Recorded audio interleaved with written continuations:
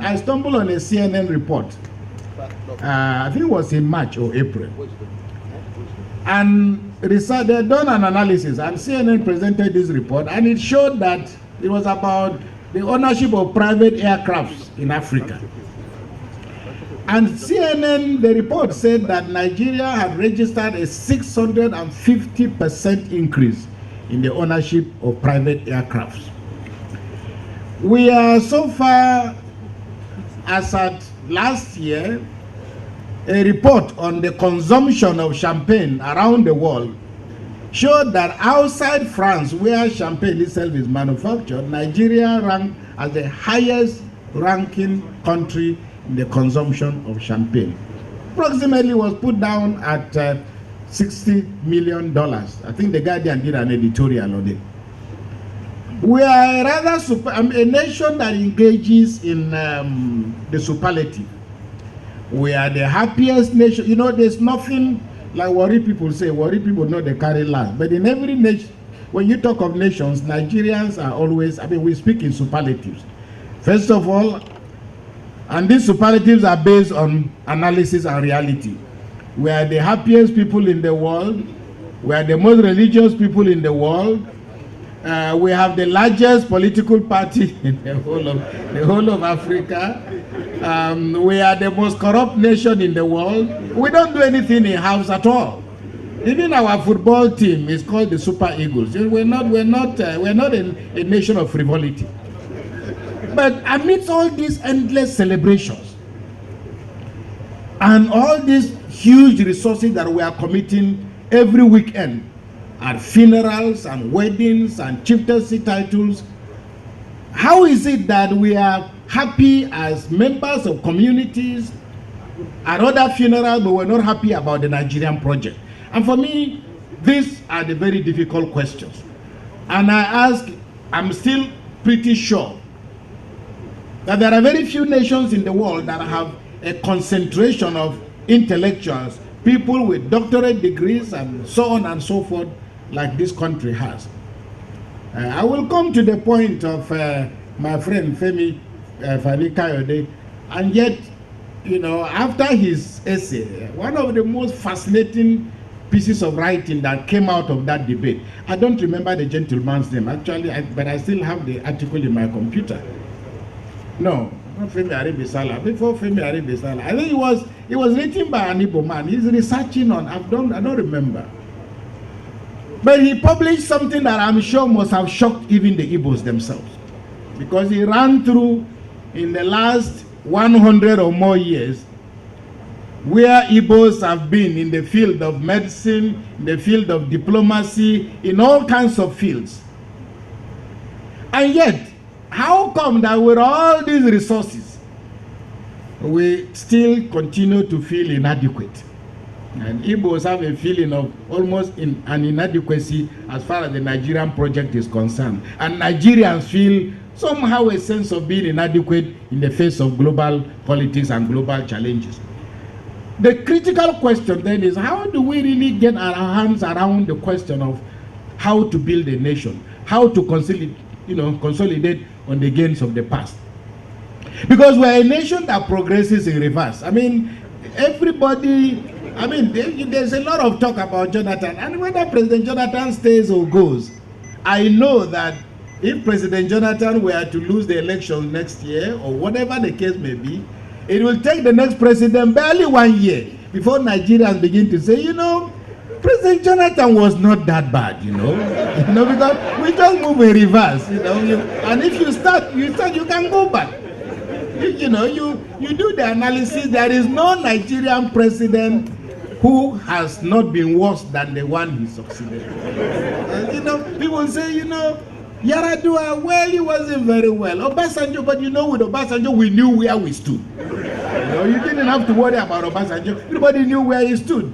With Yaradua, with Abacha, the dollar stabilized. You don't have to like the man, but the dollar stabilized. And you can go on and on. And really, the question I'm asking is, no nation builds itself. You don't build a nation if you are unable to figure out the nature of the effort that has been made, and the fact that your duty is to make your own contribution and move on, so that the next person will come and make their own contributions and move on. And how we're going to identify, how we're going to come to grips with this reality is something I'm not in a position to deal with. But my paper talks to about 3 issues. The first question I tried to deal with was the whole question of what I call stereotypes. You know, we are a nation, 500, 600, we really are not sure. Because everything in Nigeria is imprecise. How many are we? We don't know. How much money are we getting from oil? We don't know. How do you get into a university in Nigeria? Oh, we don't know. It depends. How do you become a governor? Well, can be sure. It depends. How do you... There's absolutely nothing that we can be scientific about. But then, when I raise the issue of stereotypes, how you manage diversity is a problem. Because here in Nigeria, you often hear Nigerians say the problem with Nigeria is ethnicity. It's been sugared up. Now, it used to be tribalism before, but it's now ethnicity. So that sounds better. But the problem with Nigeria is ethnicity. Too many ethnic groups. And yet the reality of the situation is that, like I tell people, the Bible doesn't talk much about dress code. But perhaps the only time that the Bible makes mention of appreciating the beauty of a piece of cloth is the coat of Joseph.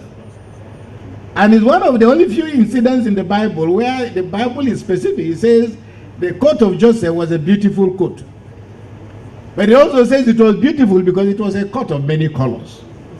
So really, rather than using our numbers and our complexity to justify our inefficiency and our corruption, because the real critical question is not about our differences, it's really about our inability to manage and harmonize the energies of these different communities. Now, the United States of America is the most powerful nation in the world today. Even my own little tribe, that I'm a minority in my local government, we are in America. So there is no group of people in the world that are not represented in the... They can't even count the number. That's why they've melted everybody's identity. You come with it, it has to melt into the American identity. But I think they are perhaps the best expression of how differences properly harmonized can become a source of strength. But I make the point in the paper that stereotypes are dangerous because they are half-truths.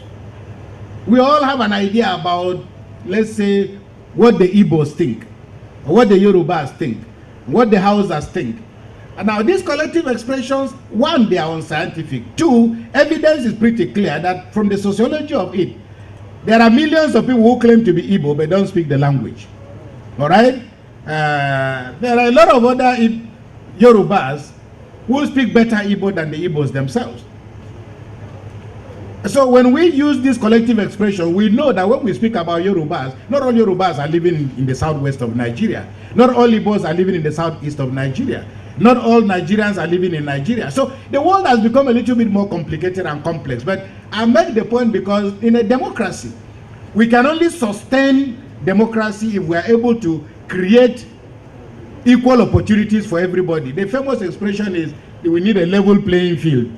But of course, like I said, if you are playing against Brazil, it doesn't matter whether it's a level field because, you know, so it's not the field that really matters.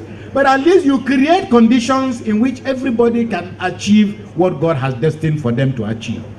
I make the point that stereotypes create an obstacle because when you create stereotypes and you have an idea about what a Muslim is capable of doing and what a Christian is capable of doing and what an Igbo man is capable of doing, they become instruments of exclusion.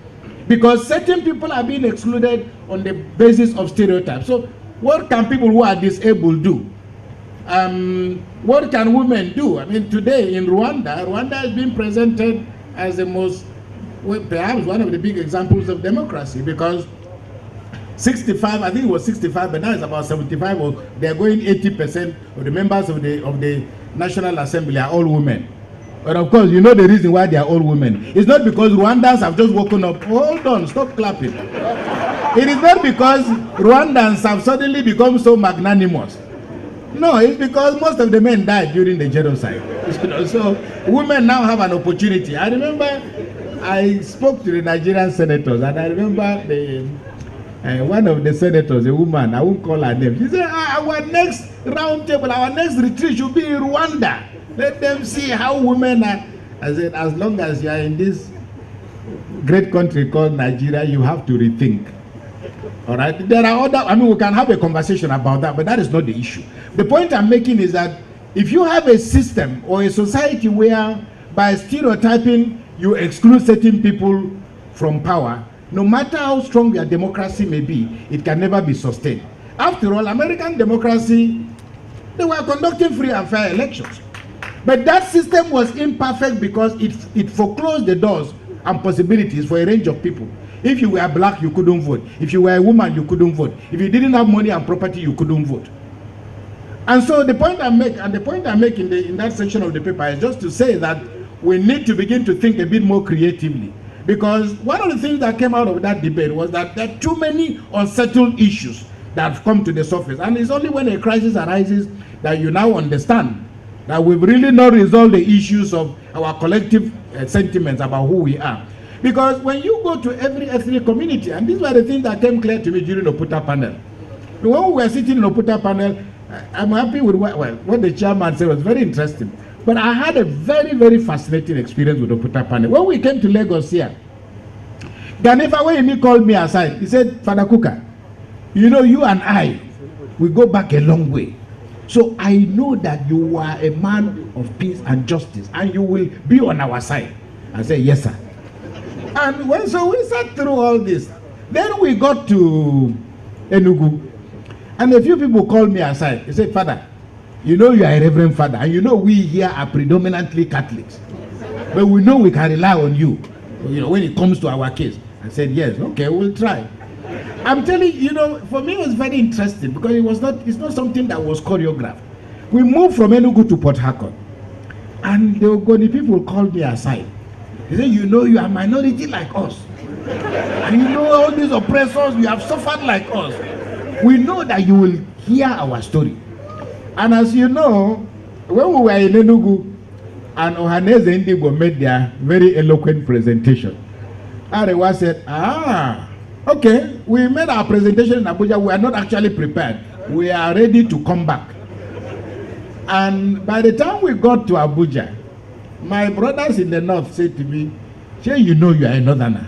I said, yes, I know I'm a northerner. And you know that on this matter, you are one of us. I said, yes. But at the same time, the minorities in the Middle Belt had made a presentation. Benue, Plateau, Kaduna. They called me, they brought the presentation to me. They said, you know, you are a homeboy. So this is our problem. You have to find an opportunity to make it. One of the things I took away at Oputa panel was that this is a great country, but it is hurting badly. But the tragedy is that Igbos think that they don't have because Yorubas have taken everything. Yorubas think they don't have because Arewa people have taken everything. Arewa think they don't have because all these Yoruba businessmen have cornered the economy. The minorities think they don't have because Igbo, Hausa, and Yoruba have taken everything. So everybody is having a feeling that somehow I'm having an unfair deal, but it's not because of what I'm unable to do. And there's what psychologists call fundamental error attribution, which is that if let's say, for example, Governor Fashola is here, okay, you can say, well, Governor Fashola is here because, okay, he wants to settle his problem with Igbo people. That's why it's good for him to be here. So you make your own calculation and you come up with a reason that justifies why exactly it is that you hold that certain position. So I therefore try to argue in the paper that we can go from stereotypes to prototypes. And what I mean by prototypes is that we probably then need to create a model, because I find the dictionary explanation, the definitions of stereotypes and prototypes. But again, it is to say that what we need are institutions that can help to create a society, one that justifies the fact that by being a citizen, the frontiers of opportunity are available to me, not because of who I am, not because of who I know, but because of the capacity that God has given to me. And that is why I quoted the old famous statement attributed to Abraham Lincoln, in his famous Gettysburg speech, when he said, we hold these truths to be self-evident, that all men are created equal, and they are endowed by their Creator with certain inalienable rights. Among these are life, liberty, and the pursuit of happiness. That to secure these rights, governments are instituted among men, deriving their powers from the consent of the governed. So clearly, this is the essence of democracy. But then, we have chosen democracy. We could have chosen plutocracy. And if you choose plutocracy, it means poor people cannot participate in government. I think it's one of the, I don't know whether it's Quincy Adams, but one of the American presidents dealt with this problem. He said, look, you are saying that only rich people can vote. Because at that time, if you didn't have, if you are not wealthy, you can't vote. And you define wealth not necessarily by bank accounts. It was also a question of ownership of property. And the man posed a difficult question. He said, look, okay, assuming now that I am in a position to vote and be voted for, because I have a meal, I have 2 meals. What if you vote for me on the basis of having these 2 meals, and by the time I finish my 4 years, my 2 meals are stolen or they are dead?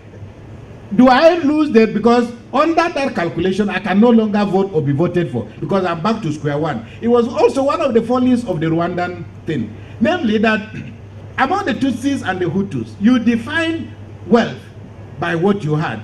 And if you were, and it was very interesting the way the Belgians dealt with the issue. We all came to terms with the fact that Hutus and Tutsis killed themselves. And the West say, you see these poor Africans, we handed independence to them too quickly, they can't run their affairs. But the history of Rwanda suggests, the French, the Belgians, that these guys just took one look at these people and they said, what are we going to do? Because it was easy for colonialism in Nigeria, North, Muslim, South, Christian. It was easy in Sudan, North, Muslim, South, Christian, where ethnic differences did not exist. If they existed, you exploited them. And that's what sustained colonialism. But in the case of Rwanda, the idea of Hutu and Tutsis is a false construct. Because the reason why you are not a Yoruba man is because you can't speak Yoruba. The reason why you are Yoruba man is because you can speak Yoruba. Maybe. But then, with the case of the Tutsis, there's no language called Hutu. There's no language called Tutsi. And yet we all agree that Hutus kill Tutsis. In Rwanda, they only speak one language called Kinyarwanda. That's the only language they speak. So how did Hutu and Tutsi come about? It came about because the Belgians said, how are we going to manage these people? So they said, okay, what we'll do is, if you have 10 cows, just having 10 cows and above, you are a Tutsi. Then they give you a receipt, an identity card.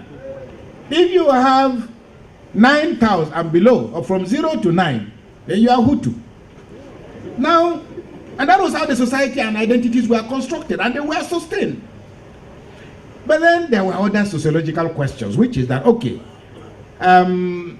because people marry by giving head of cattle. So I'm sure that a good number of, some of my Igbo friends don't feel very comfortable when the first child is a girl. I used to joke with my parishioner, when they phone me, they say, Father, we are bringing our child for baptism. I know it's a girl. Because if it's a boy, they say, Father, I'm bringing my child for baptism. When a man says my child, you know it's a boy. So it came to a point in which, if you have 5 girls, for example, if you have 5 girls and you are a Hutu, with let's say only 1 cow, and somebody wants to marry your daughter, and they bring you 10 or 15, 20 heads of cattle, you automatically, they took your paper and gave you a Tutsi. You graduated to become a Tutsi. If unfortunately you have got 5 boys and you've got 50 heads of cattle, and the 5 boys have to get married, and you have to deplete your head of cattle, then you graduated from being a Tutsi to being. Those were the distortions that survived Rwanda until the explosion of the genocide. The point I'm really making is, and I will leave the point at that, is that when you have a society that excludes certain categories of people, whether they are illiterate, whether they are short, whether they are tall, whether they are black, whether they are yellow, whatever may be the reasons, or whether they are poor, someday reality will catch up with you. So the point I'm making is that we can only strengthen our democracy if we develop the capacity to allow for an opportunity where people can be what they really want to be.